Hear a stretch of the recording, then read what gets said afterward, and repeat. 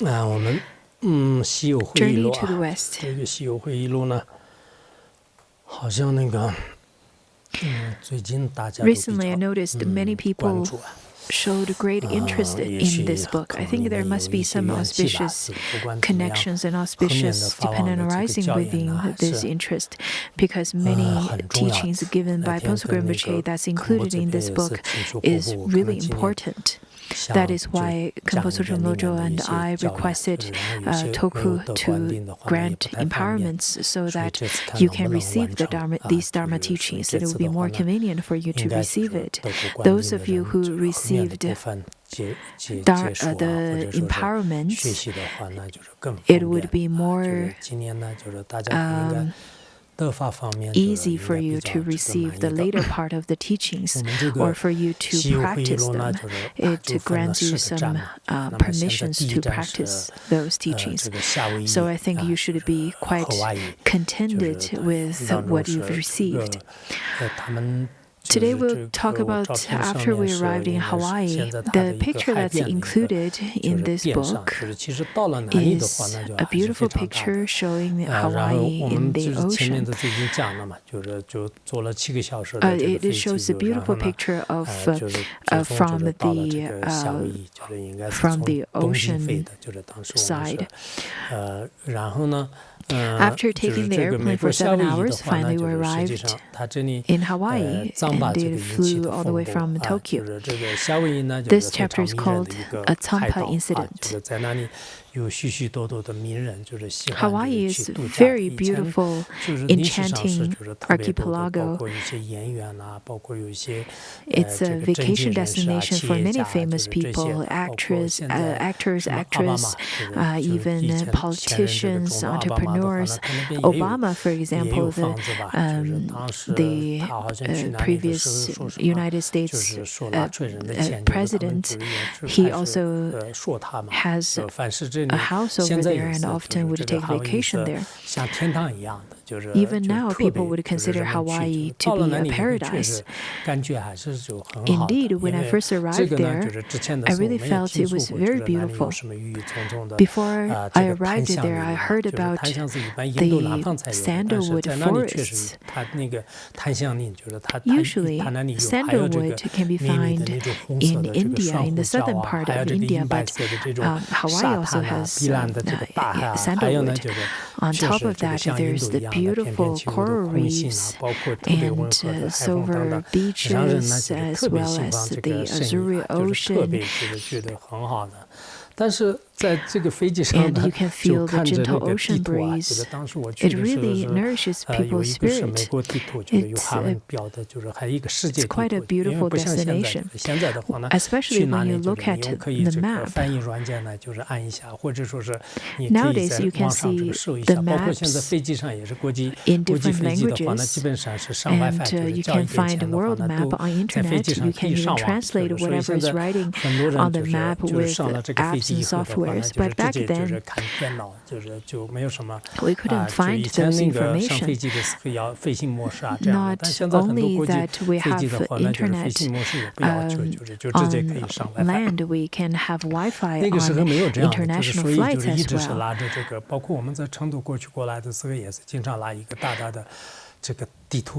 Back then, we had to carry a very large atlas, large maps everywhere whenever we travel everywhere.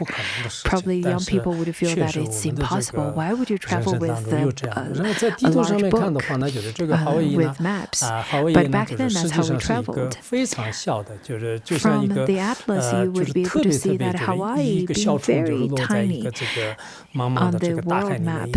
And it just looks like a little insect that's been dropped in the vast ocean. I made a little note on Hawaii on this large map.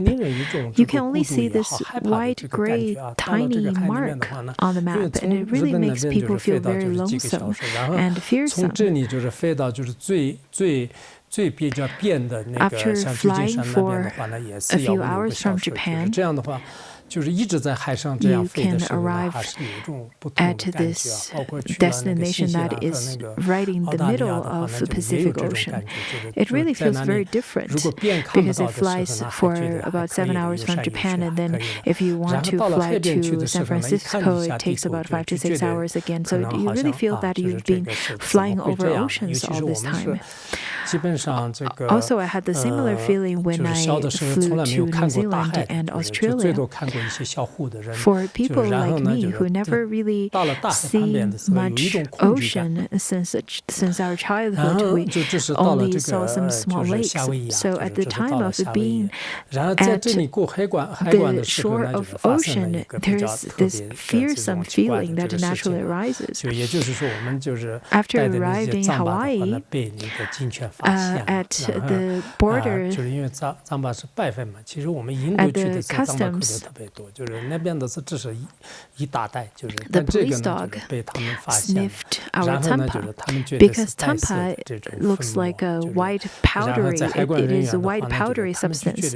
When we went to India, we had a whole bag of tampa, and it was really big bag as well. But when we went to United States, went to Hawaii, when the customs officers saw our whole bag of white powder, they felt that it must be drugs, it must be the narcotics, and then we must be the cartels.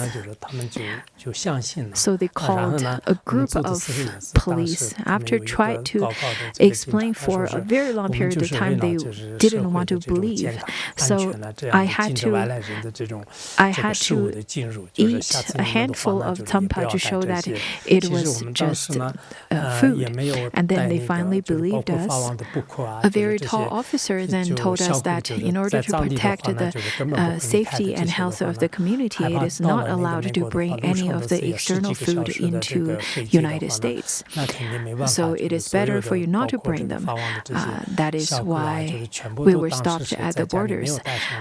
We didn't bring the little puppy that Phuntsok Rinpoche had back then, and especially considering it takes hours and hours of flights, and we didn't bring too much of the tampa and so on. Those were just part of the memory from then. There was nothing so important. It was just a record of what I remembered. Because of the delay, we missed the flight from Honolulu to Hilo. In fact, Hawaii is a chain of islands. It's so we had to travel from one island to another. It is made of 4 large islands. Hawaii is an archipelago that's made of a chain of 4 large islands and a group of small islands. So we had to travel, we had to take the next flight from Honolulu to Hilo.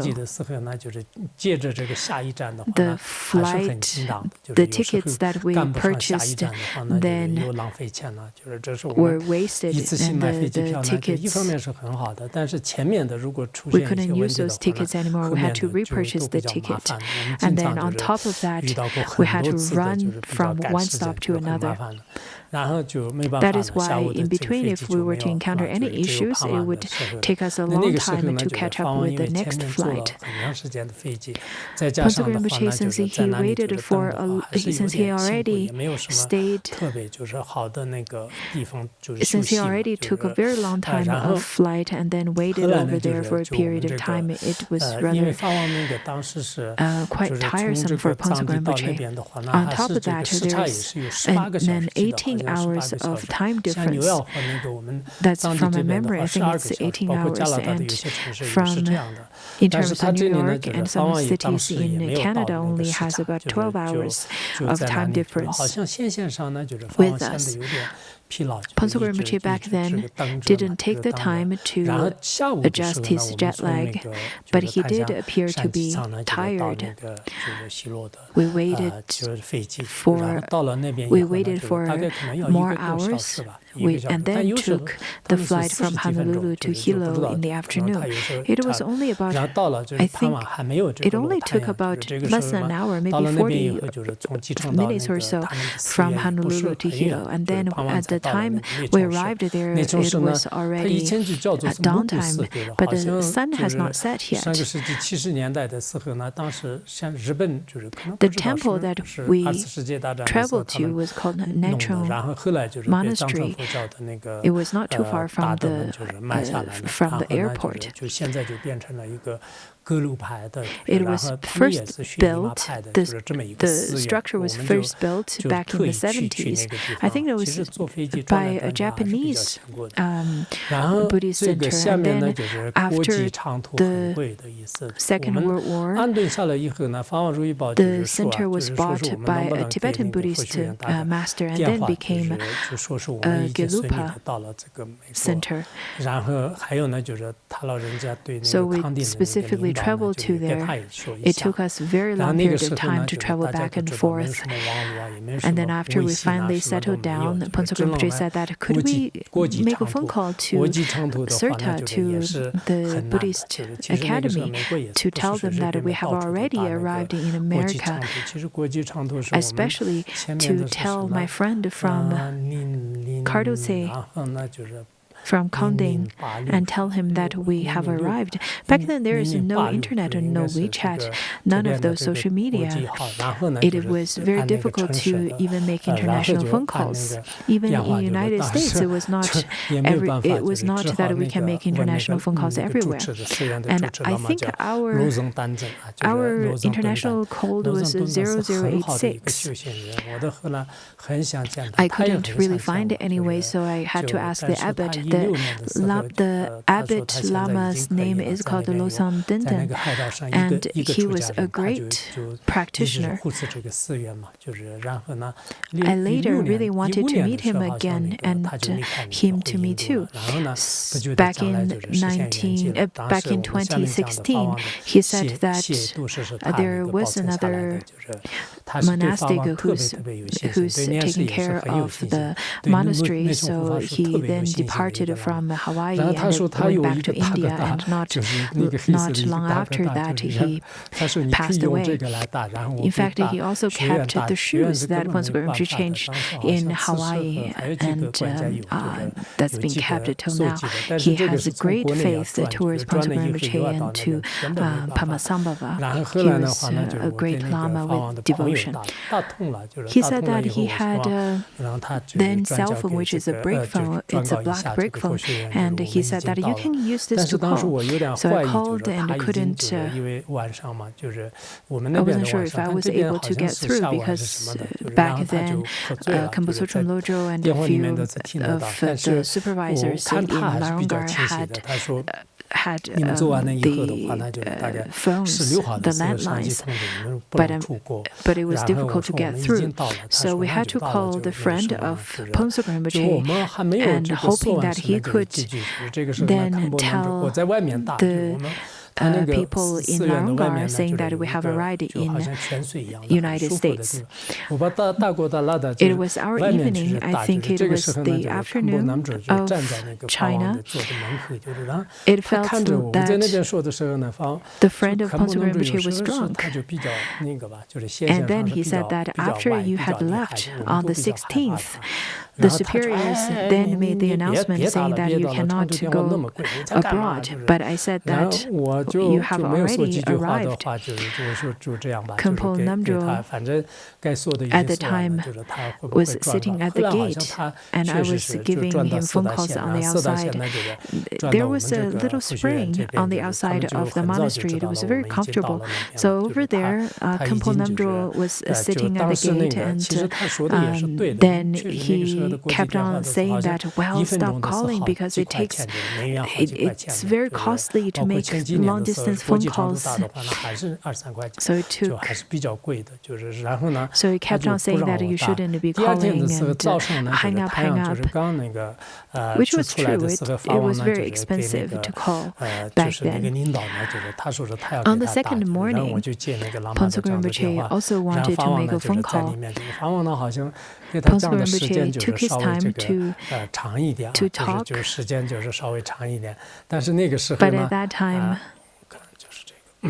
though Phuntsok Rinpoche took a longer period of time to talk, but Khenpo Namdro didn't dare to remind Phuntsok Rinpoche saying that it's expensive and so on and so forth. I was thinking to myself that you were so mean to me last night, and let's see if you dare to say the same to Phuntsok Rinpoche, but he dare not to say anything or speak anything to Phuntsok Rinpoche at all. I can still remember that very clearly. On the very day, Phuntsok Rinpoche's main English translator, whose name is Sanjay Khandro, she is still alive. She's 70 years old, and she's an American. Her Tibetan is excellent. She followed and served many great masters such as Penna Rinpoche, Dudjom Rinpoche, 16th Karmapa, Yangtang Rinpoche, and lots of great masters, including when Khenpo Namdro travels abroad to United States, France, and so on. She would serve them to give teachings, and she could communicate clearly in Tibetan language. She flew all the way from California and arrived to meet Phuntsok Rinpoche. So now the translators arrived, and Phuntsok Rinpoche's Dharma teaching is about to begin, and tomorrow we will begin on the first Dharma teaching given by Phuntsok Rinpoche.